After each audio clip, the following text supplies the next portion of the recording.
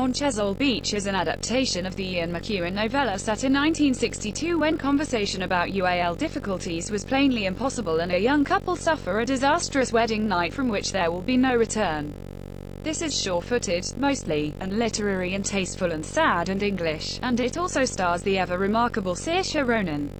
But it does take a giant misstep at the end. The ending is plainly horrible, plus the book's frustrations don't magically disappear. One crap shag and that's it. It's over. It worried you then and it will worry you now.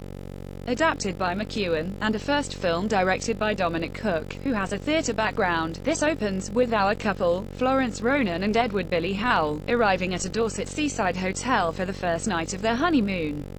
They are virgins. They are scared, nervous. They circle each other shyly.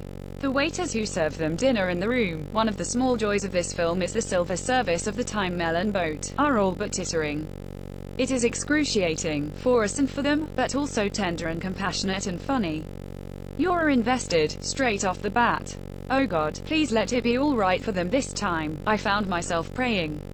But then I always hope that for Romeo and Juliet, they'll never learn. The hotel room remains the focus, but who they are, and how they met, is told via flashbacks, some successful, some not so much. She's a classical violinist from a well-to-do family while he is a history graduate from lower down the social scale. Along the way there are delicious cameos from Samuel West and Emily Watson as her parents, Adrian Scarborough and Anne-Marie Duff as his.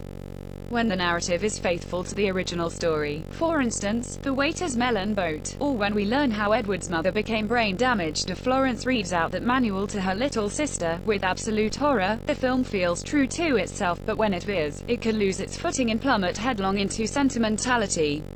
Invented scenes have been included, presumably to pad it out. The book is only 166 pages, and Florence's bonding with Edward's family, for example, is so schmaltzy it's as if such scenes had been airlifted in from a different enterprise entirely.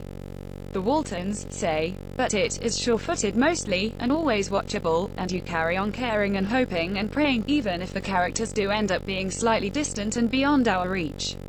It's hinted that Florence suffered UAL abuse as a child, which is why she's so disgusted by.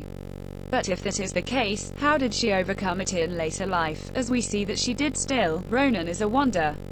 So much of this film relies on what isn't being said, and with just a tiny, fleeting twitch she can say exactly what isn't being said at any given time.